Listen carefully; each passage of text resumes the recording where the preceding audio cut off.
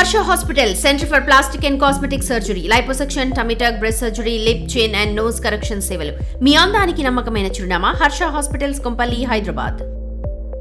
Gas కొరతతో ఉమ్మడి వరంగల్ జిల్లా వ్యాప్తంగా రోడ్ సైడ్ టిఫిన్ సెంటర్లు, హోటల్స్ మూతపడుతుంటే మరోవైపు అనాథాశ్రమాల పరిస్థితి కూడా దయనీయంగా మారింది.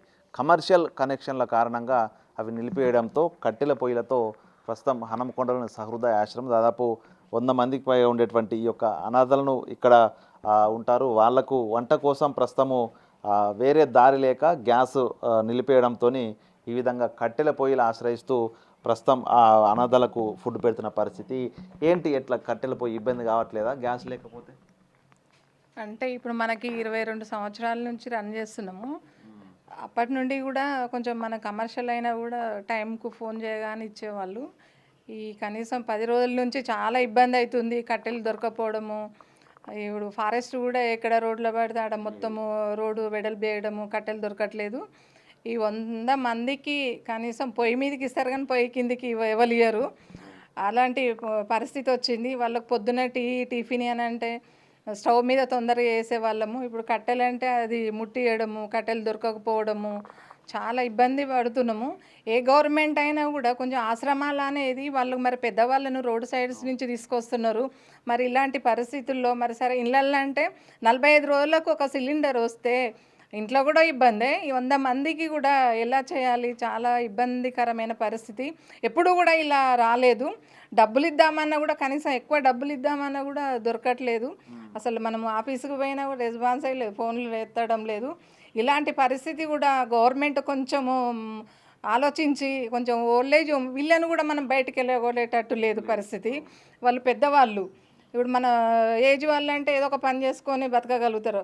ఎక్కడన్నా డబ్బులు పెడదామన్నా హోటల్స్ కూడా లేవు, అన్నీ మూతపడుతున్నాయి. అలాంటి అమ్మలకు, నాన్న వీళ్ళకి మనకి టైం పెట్టకుండా వాళ్ళు చిన్నపిల్లల్లా కదా ఎంతో ఇబ్బంది పడుతున్నాము. ఈ పరిస్థితి కూడా గవర్నమెంట్ కొంచెం ఎక్కువ ఆలోచించాల్సింది సార్. ఎందుకంటే ఈ అందరికీ కట్టెల మీద అనేది మేము చిన్నగా ఉన్నప్పుడు కట్టెల మీద చేసేవాళ్ళు. అలాంటి జనరేషన్ పోయింది. ఇప్పుడు ఏ వర్కర్ను పెట్టినా ఎవరు పెట్టినా కూడా ఓపిక ఉండదు. స్టవ్ మీద కాగా తొందరగా అవుతుంది, అంత ఈజీగా. ఇప్పుడు మనకి 10 రోజుల నుంచి ఎంత ఇబ్బంది అని అంటే చాలా ఇబ్బంది. ఏ గవర్నమెంట్ అయినా ఏదైనా మోడీ గారైనా కూడా యుద్ధాలు జరుగుతున్నాయి, కానీ కొంచెం మా మీద కూడా కొంచెం ఆలోచించి చేస్తే బాగుంటుందని ఆలోచన. ఇప్పుడు మనము ఇంత 100 మందిని ఎక్కడ వదిలేయాలి? పిల్లలు లేని వాళ్ళే ఎక్కువ మంది ఉన్నారు. ఈ పరిస్థితి చాలా భయంకరమైన పరిస్థితి. అసలు ఎట్లా అవుతుందో అనేది టెన్షన్ అవుతుంది. మీరు మీడియా మిత్రులకు అందరికీ మా అమ్మల తరపున, మా తరపున ధన్యవాదాలు తెలుపుకుంటూ కొంచెం ఇది ఒకటి సాల్వ్ చేస్తే మేము అదే కోరుకుంటున్నాము. వాళ్ళకు టైంకు టిఫిన్ లేకున్నా కనీసం అన్నము పెడితే చాలు. నేను అంత కరోనా టైంలో కూడా నేను అలాంటి వాళ్ళని ఇబ్బంది పెట్టలే, కానీ ఇప్పుడు ఈ మూమెంట్లో ఇబ్బంది పెట్టవలసిన పరిస్థితి వస్తున్నది. ఇక ఎవరైనా కూడా కొంచెం స్పందిస్తే గవర్నమెంట్ అనేది నేను నా ఆలోచన. అంటే వీళ్ళందరికీ ఒక అమ్మలాగా అందరికీ వంట పెడుతున్నారు, కుటుంబ సభ్యులు చూస్తారు.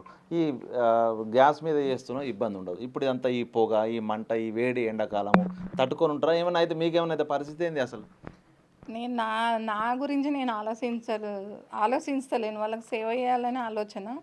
అసలు కట్టెల దగ్గర ఉంటేనే అది వేడి, కానీ అలా కాదు. నేను వాళ్ళకు సేవ చేయాలనే నేను వాళ్ళను సేఫ్టీగా ఉంచాలి, నా వరకు నేను చూసుకోవడం కదా, వాళ్ళకు సేవ చేయాలనే ఆలోచనతోనే నాకు ఇది కష్టం అనిపించదు.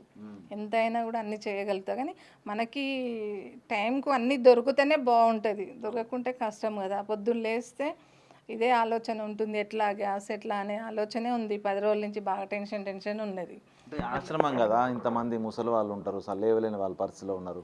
అధికారులు ఏమన్నా మరి వెసులుబాటు కల్పించి సిలిండర్ ఇస్తా అని చెప్తారు, ఏమంటారు? ఏం లేదు సార్. నిన్న మాత్రం రాజన్ బాబు సార్ వచ్చారు, కానీ ఏం మామూలుగా రాసుకున్నారు అంతేగాని ఇప్పటివరకు ఎవరు స్పందించలేదు సార్. ఎవరు లేరు, ఎవరు ముందుకు కూడా రాలేదు.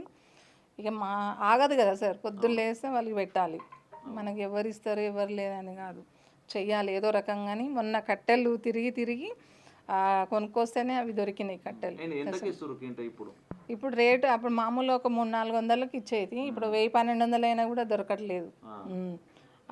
అక్కడ మిషన్ దగ్గరగా పోయినా కూడా అసలు అక్కడ దొరకనేది. అంతకుముందు ఫ్రీగా ఇచ్చేవాళ్ళు, అది ఎవరు చూడకపోయేది. ఆ కట్టెలను తీసుకుపోండి అమ్మ అనేది. అటువంటి మూమెంట్లు ఇప్పుడు మా దగ్గర లేవు, డబ్బులు మీరు ఎంత ఇచ్చినా దొరకట్లేవు అని రిటర్న్గా వచ్చేసిండ్రు. చాలా ఇబ్బందికరమైన పరిస్థితి వచ్చింది. ఎట్లా చేయాలని ఆలోచన. సో ఇది చూసాం కదా, పూర్తిగా అనాథాశ్రమాలు ఈ విధంగా దాదాపు 100 మంది పైగా ప్రస్తుతం ఈ సహృద అనాథాశ్రమంలో ఇక్కడే ఉంటారు. వాళ్ళకి తిండి పెట్టడానికి కూడా ఈ విధంగా కట్టెల పొయ్యిలు ఏర్పాటు చేసి ప్రస్తుతం వాళ్ళ కోసం తిప్పలు పడుతూ కూడా వంటలు చేస్తున్నటువంటి పరిస్థితి ఒకసారి మనం చూడవచ్చు. ఆశ్రమంలో సహృదయ ఆశ్రమంలో అంతా కూడా ముసలి వాళ్ళు దాదాపు 80 సంవత్సరాల వయసుపై పడ్డటువంటి ముసలి వాళ్ళే ఇక్కడ ఉంటారు. సో వాళ్ళకి తిండి పెట్టడం అనేది ప్రధాన సమస్యగా మారింది. కమర్షియల్ సిలిండర్ కనెక్షన్ కావడంతో కమర్షియల్ సిలిండర్ నిలిపివేశారు. కానీ ఇట్లాంటి ఆశ్రమాలలో కూడా కమర్షియల్ పేరుతో నిలిపివేస్తే ఇబ్బందులు ఎదుర్కొంటూ ఈ విధంగా ఒకవైపు వంట చెరుకు దొరకట్లేదు, కమర్షియల్ సిలిండర్లు రావట్లేదు. దీంతో పూర్తిగా ఇబ్బందులు పడుతూ ఆశ్రమాలను నడపాల్సిన పరిస్థితి వస్తుంది. ఇక నిర్వాహకులు కూడా వాళ్ళకి ఏ విధంగా తిండి పెట్టాలనేటువంటి ఒక ఆలోచన తప్ప ఆ కర్రల పొంట పొయ్యిలతో ఇబ్బందులు పడుతున్న అవేమీ పట్టించుకోము. ప్రభుత్వము సడలింపు ఇవ్వాలి అనాథాశ్రమాలకు. ఇట్లాంటి పరిస్థితుల్లో ఉన్నటువంటి వాళ్ళకు సడలింపు ఇస్తే పూర్తిగా వాళ్ళకి వండి పెట్టుకోవడానికి కూడా ఇబ్బంది లేకుండా ఉంటుందంటూ కూడా చెప్తున్న పరిస్థితి. వీడియో జర్నలిస్ట్ సంతోష్తో వేణు బిగ్ టీవీ, హన్మకొండ.